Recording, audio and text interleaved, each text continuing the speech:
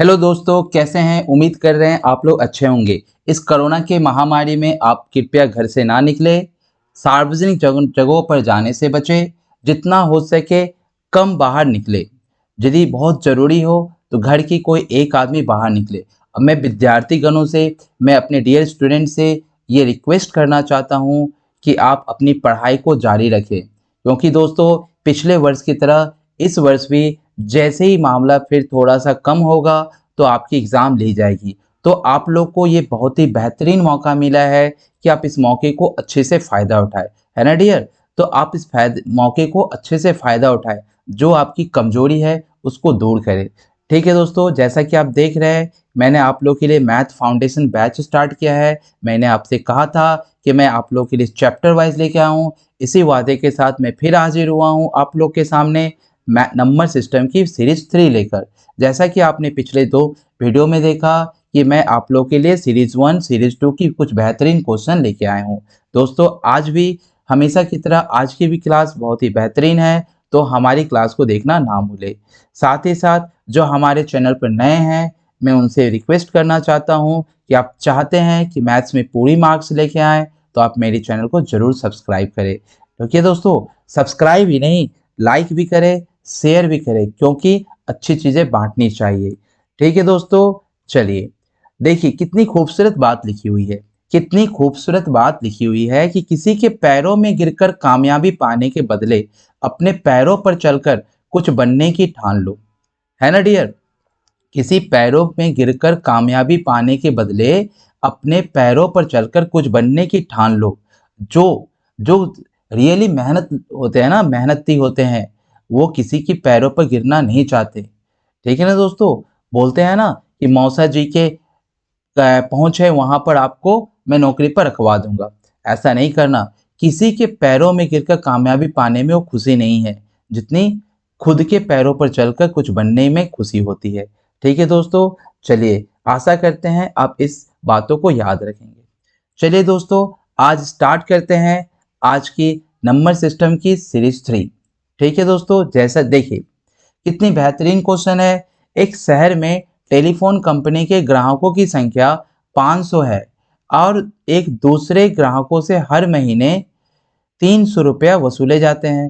अगर कंपनी हर ग्राहक पर प्रति माह रुपए बढ़ाती है, तो फिर एक ग्राहक उसकी सेवा बंद कर देता है। ग्राहक दर में निम्नलिखित में से कौन सी वृद्धि टेलीफोन कंपनी को सबसे अधिक राजस्व प्रदान करेगी? ठीक है दोस्तों, देखिए कितनी बेहतरीन सवाल है। सीधी सी आप बात समझिए कि आपके गांव में, आपके शहर में 500 लोग रहते हैं। ठीक है? कितने लोग रहते हैं? 500 लोग रहते हैं। ठीक है ना डियर? तो 500 लोग रहते हैं, 500 लोग रहते हैं। ठीक है? सॉरी मैं यहाँ लिखता हूँ क्योंकि यहाँ दिखाई नहीं देगी। 500 लोग रहते हैं। ठीक है ना? 500 लोग रहते हैं और प्रत्येक लोग कितने देते हैं? 300 रुपया करके देते हैं। मैं ऑप्शन के साथ जाऊं, यदि अब राजस्व कितना हो गया? अब राजस्व हो गया 305 रुपया, मान लो 305 रुपया यदि राजस्व हो जाएगा। ठीक है? 305 रुपया यदि राजस्व हो जाएगा, तो रेवेन्यू कितना देगा वो? क्योंकि प्रत्येक 1 रुपया बढ़ने पर एक ग्राहक हट जाती है, तो 305 रुपया बढ़ने पर 5 ग्राहक हट जाएगी, यानी हो जाएगी 495 रुपया। ठीक है दोस्तों? यदि 50 रुपया बढ़ जाती है राजस्व, यदि 50 रुपया बढ़ जाती है तो क्या होगा? राजस्व यदि 350 रुपया बढ़ जाती है तो क्या होगा? तो आपकी जो ये है ना, यदि आपका 350 रुपया बढ़ गया तो आपका ये कितना बढ़ जाए, ये कितना घट जाएगा? 450 हो जाएगा, है ना? यदि फिर 310 हो गया, यदि 310 हो गया तो ये कितना हो जाएगा? 490 हो जाएगा। फिर यदि आपका 400 हो जाए, यदि आपका राजस्व मतलब बीएसएनएल ने यानी टेलीफोन ग्राहक ने अपनी राजस्व 400 कर दी, तो ये कितनी हो जाएगी? ये हो जाएगी 400। तो सबसे ज़्यादा जो रेवेन्यू इकट्ठा हो रहा है वो कितना में हो रहा है? 16, है ना? 4 चौके 16 और ये 4 जीरो। क्या इसमें हो रही है क्या? इसमें तो 4 तिये 12 ही हो रही है। इसमें क्या हो रही है 4×3=12, इसमें भी 4×3=12, इसमें भी 4×3=12। तो क्वेश्चन क्या पूछा है दोस्तों, एक शहर में टेलीफोन है, प्रत्येक एक ग्राहक पर प्रत्येक 1 रुपया बढ़ाने पर एक ग्राहक क्या होती है, हट जाती है। तो इस तरह से ये सबसे ज़्यादा रेवेन्यू कब इकट्ठा होगा, जब उनकी 100 ग्राहक हट जाएगी और उनकी रेवेन्यू 400 हो जाएगी, तो 16,000 हो जाएगा। तो आंसर क्या होगा, आंसर नंबर डी। ठीक है, उम्मीद कर रहे क्लियर हो रहा होगा। नेक्स्ट क्वेश्चन, एक पेड़ हर साल अपनी ऊंचाई का 1/8 भाग बढ़ता है, अगर आज उसकी ऊंचाई 64 सेंटीमीटर है, यदि ऐसा है तो 2 साल बाद कितना बढ़ेगा। ये सक्सेसिव मेथड है, यानी आज कितना है 1/8। ठीक है, तो 8 से पहली साल 8 से कितना हो जाएगा 9, फिर 8 से कितना हो जाएगा 9, तो 8 कितना हो गया 64 और 9×9 = 81। तो अभी कितना है 64 है, तो 2 साल बाद कितना हो जाएगा 81। कितनी बेहतरीन क्वेश्चन है ना, यूं हो गया, यूं हो गया ये। एक व्यक्ति के पास कुछ बतख और बैल होते हैं, एक व्यक्ति के पास कुछ बतख और बैल होते हैं, उसके पैर 140 है और मुखिया, सॉरी यहाँ मुखिया हेड है ना, ये हेड को इन्होंने मुखिया बना दिया है गूगल ट्रांसलेट पर।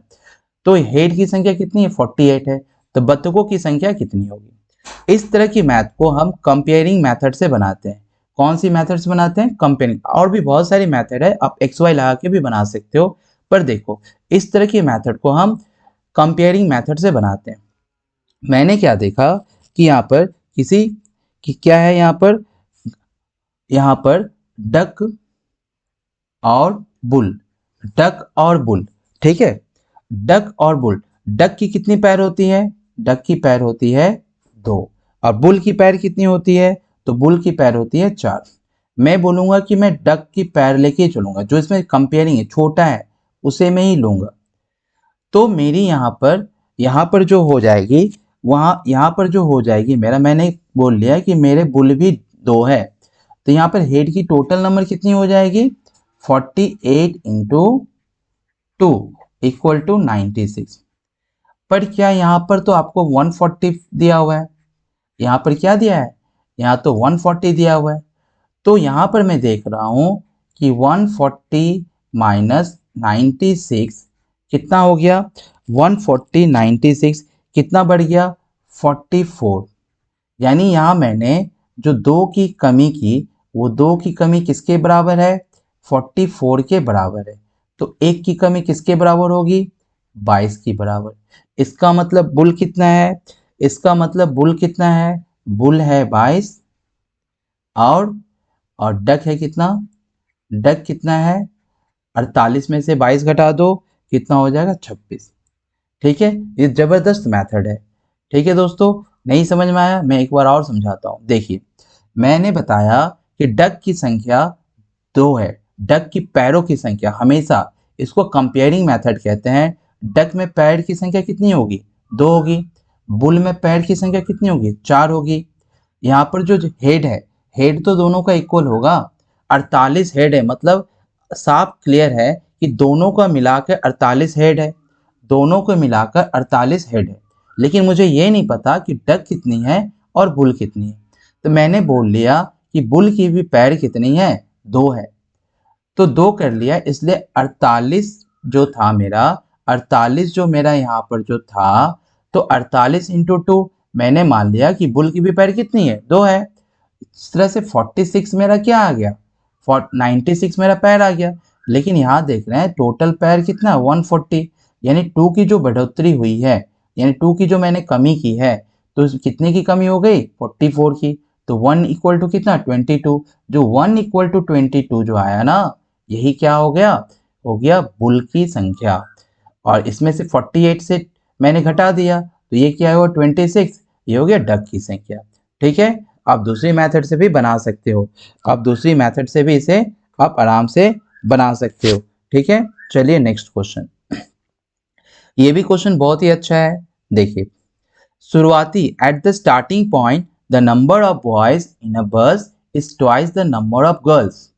On the way, 15 boys get off and 10 girls get into bus, which equal the number of boys and girls. What was the number of boys at the beginning of the journey? Questions clear है? शुरुआती बिंदु पर एक बस में लड़कों की संख्या लड़कियों की संख्या से दोगुनी है।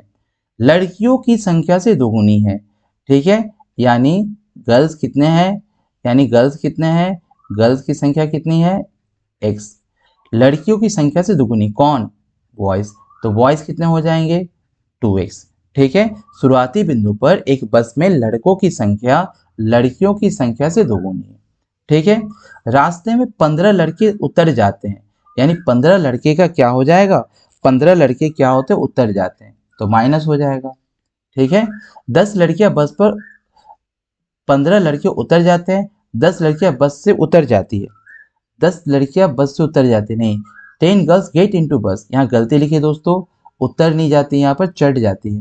ठीक है, यहाँ पर गलती लिखा हुआ, यहाँ पर क्या होगा, 10 लड़कियां क्या होती है, बस में चढ़ जाती है, इंग्लिश में ठीक है 10 गर्ल्स इनटू बस, 10 लड़कियां क्या होती है, बस में चढ़ जाती है। ठीक है, तो क्या बोला, which equal the number of boys and girls, तो दोनों की संख्या क्या होती है, इक्वल हो जाती है, दोनों की संख्या क्या हो जाती है, इक्वल हो जाती है। तो बस जोड़ दो दोनों को, मैंने दोनों को जोड़ा तो क्या आ गया, यहाँ पर 3x, और यहाँ पर क्या आ गया आपका, यहाँ पर आ गया, जब दोनों को जोड़े तो यहाँ पर 3x, देखो x plus 10 equal to 2x minus 15, तो कितनी हो जाएगी, ये हो जाएगी आपका माइनस एक्स, और ये हो जाएगा आपका माइनस 25। ठीक है, x कट गया, x का वैल्यू हो गया 25। पूछा क्या गया था, सफर के शुरुआत में लड़कों की संख्या कितनी थी, तो लड़कों की संख्या कितनी थी, 2x थी, लड़कों की संख्या 2x थी, तो 2x मतलब क्या हो गया, 2 इंटू 25, यानी लड़कों की संख्या क्या थी, 50, लड़कों की संख्या क्या थी, 50। ठीक है, नेक्स्ट क्वेश्चन, बिजली के बिल 2 मिनट और 30 सेकेंड के लिए 6 रुपया है, 2 मिनट 30 सेकेंड के लिए 6 रुपया है। ठीक है ना दोस्तों, 2 मिनट 6 सेकेंड के लिए कितना है, 2 मिनट 30 सेकेंड, 2 मिनट 30 सेकेंड के लिए 6 रुपया, मतलब 2 इंटू 60 प्लस 30, यानी 150, 150 सेकेंड के लिए कितना है, 6 रुपया है। तो 3 मिनट 20 सेकेंड के लिए कितना होगा, 3 मिनट 1 सेकेंड के लिए कितना होगा, 1 सेकेंड के लिए होगा 6/150। तो यहाँ पर 3 मिनट यानी 180, 6 18 200, 200 के सेकेंड के लिए कितना होगा, 200 सेकेंड के लिए कितना होगा, तो क्या करना होगा, 6/150 इंटू 200। ठीक है, ये कट गया 3 बार में, ये कट गया 4 बार में, और ये कट गया 2 बार में, कितनी हो जाएगी, 8। ठीक है, कितनी आसान है, बस हमने न्यूट्री मेथड से निकाल दिया। मैंने देखा 2 मिनट 30 सेकेंड, 2 मिनट 30 सेकेंड मतलब 150 सेकेंड, 150 सेकेंड में 6 रुपया, तो 1 सेकेंड में 6/150 रुपया, तो 3 मिनट 2 सेकेंड यानी 200 सेकेंड, 2 सेकेंड में कितना, 8 रुपया। ठीक है, next, the number of integer which is for which is the number root over x square equal to x plus 1 is a rational, यानी पूछ रहा है आपको कि इससे कितनी रैशनल नंबर निकलेगी। बहुत ही आसान क्वेश्चन है, बहुत ही आसान क्वेश्चन है, देखिए। ठीक है, क्या करेंगे इसको, देखिए ये क्या है, root over x square equal to क्या है, एक्स प्लस 1। ठीक है, मैं बोथ साइड स्क्वायर करता हूं तो एक्स स्क्वायर इक्वल टू क्या हो जाएगी, एक्स प्लस 1 की होल स्क्वायर, तो क्या हो जाएगा, यहाँ पर हो जाएगा x square plus 2x plus 1, और यहाँ भी एक्स स्क्वायर है, तो ये एक्स स्क्वायर कट जाएगी। ठीक है, तो यहाँ पर क्या हो जाएगा, ये इधर आएगी तो क्या हो जाएगा, 2x इक्वल टू -1। ठीक है, तो क्या हो जाएगा, x इक्वल टू -1/2। ठीक है दोस्तों, तो इसकी -1/2 की कितनी रैशनल नंबर आ रही है, एक रैशनल नंबर आई है, क्योंकि मैंने रैशनल नंबर करने के लिए ही तो इसको बोथ साइड स्क्वायर किया। ठीक है, तो आपसे पूछा है कि कितने इंटीजर आएंगे, कितने इंटीजर आ रहे हैं, एक इंटीजर आ रहे हैं। ठीक है, नेक्स्ट क्वेश्चन, देखिए बेहतरीन क्वेश्चन, मैंने आपको थ्योरी के क्लास में पढ़ाया है, मैंने आपको थ्योरी, जो विद्यार्थी अभी भी थ्योरी क्लास नहीं देखे हैं आप जाके प्लीज उन थ्योरी क्लास को देखिए, 9 कंटेंट है, 9 वीडियो है, उस 9 वीडियो को जाकर देखिए, आपकी नंबर सिस्टम क्लियर हो जाएगी।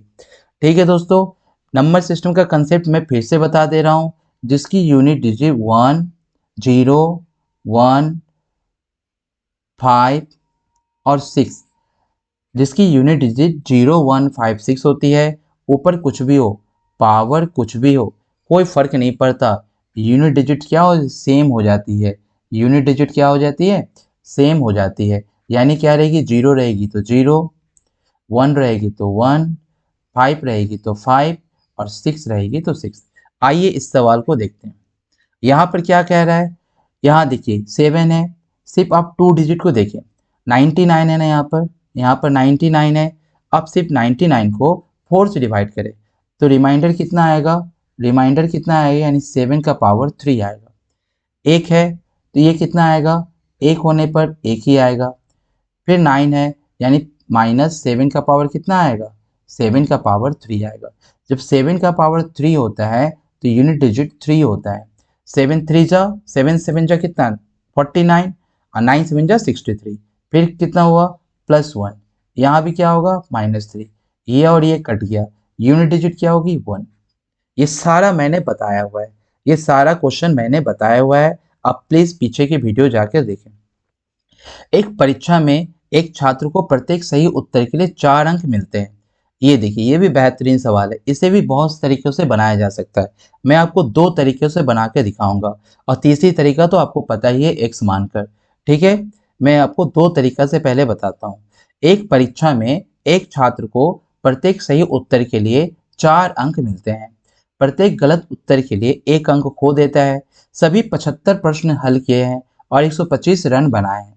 ठीक है, 125 रन, ठीक है, रन हो गया, यहाँ अंक होगा। तो उसने कितने सही प्रश्न हल किए, इंग्लिश में देखें, इंग्लिश में कोई भी गड़बड़ी नहीं है। ठीक है, तो समझ में आया, प्रत्येक सही उत्तर के लिए 4 अंक। तो आइए सबसे पहले जो आप लोग का मेथड है उस मेथड से मैं बना दूं। ठीक है दोस्तों, उस मेथड से मैं बना दूं। उस मेथड क्या बोलता है कि आपने कितने प्रश्न हल किए, तो आपने 75 प्रश्न हल किए। तो आपने सही प्रश्न कितने हल किए, माना आपने राइट किए x और रॉन्ग कितने किए, तो 75 माइनस x। ठीक है, राइट के लिए कितना मिल रहा है आपको, 4, यानी हो गया 4x।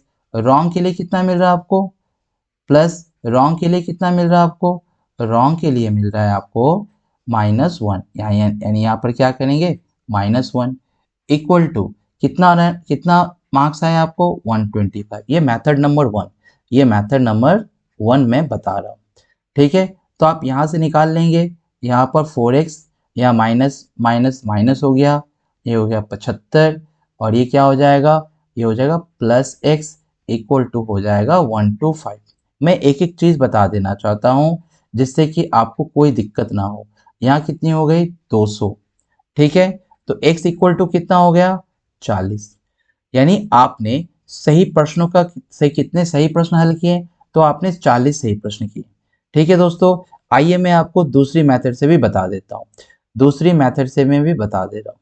ठीक है, देखिए आपके पास क्या है कि आपने 4 अंक, मैंने बोला कि आपने क्या किया है, आपको सही के लिए कितना मिल रहा है, प्रत्येक सही के लिए कितना मिल रहा है, 4, और प्रत्येक गलत के लिए कितना मिल रहा है, 1। मैं बोलूँगा, मैंने कहा, मैंने क्या कहा कि आपको क्या मिल रही है, प्रत्येक सही के लिए तो आपको 4 अंक मिल रही है। अब प्रत्येक गलत के लिए कितनी मिल रही है, प्रत्येक गलत के लिए आपको ये मिल रही है। मैंने कहा कि -1 ही मिला है, मैंने कहा -1 ही मिला है। आपने कितने प्रश्न हल किए, 75। आपने कितने प्रश्न हल किए, 75, यानी आपके प्रश्न के हल कितने हुए, 75। यानी यहाँ पर जो आपका कमी हुआ, यानी यहाँ पर आपका जो कमी हुआ, कुल मिलाकर आपने कितने हल किए, 5। और यहाँ पर देख रहे हैं -75, पर आपका स्कोर कितना आया है, 125, यानी 5। और यहाँ जो कमी हो रहा है 5 का, किसके कारण से, इन दोनों का योगफल, यानी 5 बराबर हो जाएगा आपका कितना, हो जाएगा 200। तो 1 बराबर कितना हो जाएगा, 5 चौके 20। इस मेथड से भी निकला। दूसरा मेथड सीखना चाहते हैं, देखिए दूसरा मेथड क्या है दोस्तों, एलिगेशन मेथड है। दूसरा मेथड क्या है, एलिगेशन मेथड है। ठीक है, यहीं पर देखिए, देखिए एक में आपने क्या लाया, एक में आप सही कर रहे हैं तो आ रहा है 4 और गलत कर रहे हैं तो आ रहा है -1। ठीक है दोस्तों, ठीक है। और आप देखिए आपने कितने प्रश्नों का हल किया, 125। तो एवरेज कितनी है आपकी, 125/75, यानी 25 दिए 75 और 25 पंचे 5। ये मैं उन स्टूडेंट को बता रहा हूँ जो सच में अपने अपने करियर को लेके बहुत ही सतर्क है, बहुत ही सावधान है, जो सीखना चाहते हैं। और जो सीखना नहीं चाहते उनके लिए तो कोई भी मेथड चलेगी, लेकिन डियर आप नहीं सीखे हो तो सीखो, ठीक है, क्योंकि एग्जाम में कोई भी मेथड क्लिक कर सकती है। तो यहाँ पर क्या हो गया, 5/3, तो मैं 5 को यहाँ लिखूंगा और 3 को इससे इंटू कर देता हूँ। ये एलिगेशन मेथड का रूल है, मैं सारे चीज बताऊंगा। तो इससे ये जब घटेगी, इससे जब ये घटेगी तो कितनी हो गई, 8। और 12 में से 5 घटेगी तो कितनी हो जाएगी, 7। यानी 8 जो है वो सही हुआ है और 7 जो है वो गलत हुआ है। यानी 8 और 7 कितना हो गया, 15। तो 15 यूनिट इक्वल टू हो गया 75। तो 1 यूनिट इक्वल टू हो जाएगा 5। तो 8 सही हुआ ना, तो 8 हुआ तो हो गया 40, और 7 कितने गलत किए तो हो गया 35। इसमें देख रहे हैं, इसमें आपको सही वाला भी मिल गया, गलत वाला भी मिल गया। ये 3 मेथड से मैथ बनेगी, आपकी जो इच्छा आप उस मेथड से बना सकते हैं। देखिए ये भी बेहतरीन सवाल है। कप्तानों और सैनिक सहित the group of total 1200 person है। ग्रुप में कितने पर्सन है, कुल मिलाकर 1200 पर्सन है।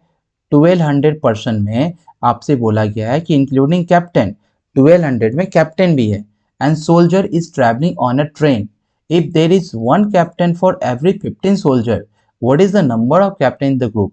तो इस तरह के सवाल में अक्सर क्या करते हैं बच्चे कि 15 से डिवाइड कर देते हैं। क्वेश्चन समझ में आया। क्वेश्चन है कि टोटल जो सोल्जर है, टोटल जो सोल्जर है, टोटल सोल्जर कितने हैं, टोटल सोल्जर 1200 है, ठीक है। और प्रत्येक 15 पर एक कप्तान है। 15 पर कितने कप्तान है, एक कैप्टन है, ठीक है। तो 1200, 15 पर जो कैप्टन है, तो 1200 के अंदर ही है ना, कैप्टन थोड़ी ना बाहर है। 1215 कैप्टन थोड़ी ना है, कैप्टन भी तो 1200 सोल्जर है, कैप्टन भी तो सोल्जर ही है ना। समझ में आ रही है, कैप्टन भी क्या है, सोल्जर है। तो क्या करेंगे, तो इस तरह के सवाल को क्या करेंगे, कैसे बनाएंगे। कैप्टन भी आपका क्या है, 16 ही है, ठीक है।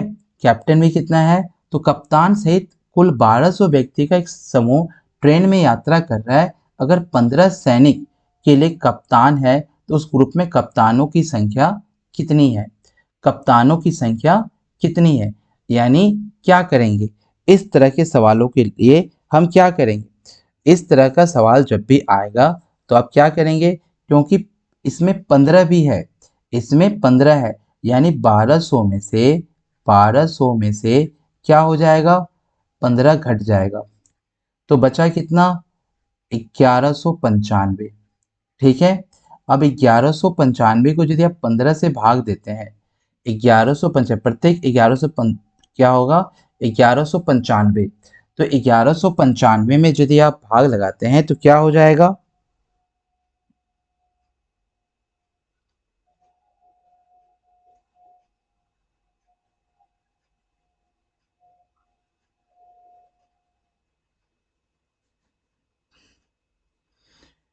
कितना हो जाएगा दोस्तों, यहाँ पर जो हो जाएगी आपकी संख्या, यहाँ पर जो आपकी संख्या हो जाएगी, कप्तानों और सैनिक सहित 1200 व्यक्ति एक समूह में ट्रेन यात्रा कर रहे हैं। अगर 15 सैनिक के लिए कप्तान है, उस ग्रुप में कप्तानों की संख्या, ओ सॉरी सॉरी, कप्तानों की संख्या आपसे पूछ रही थी।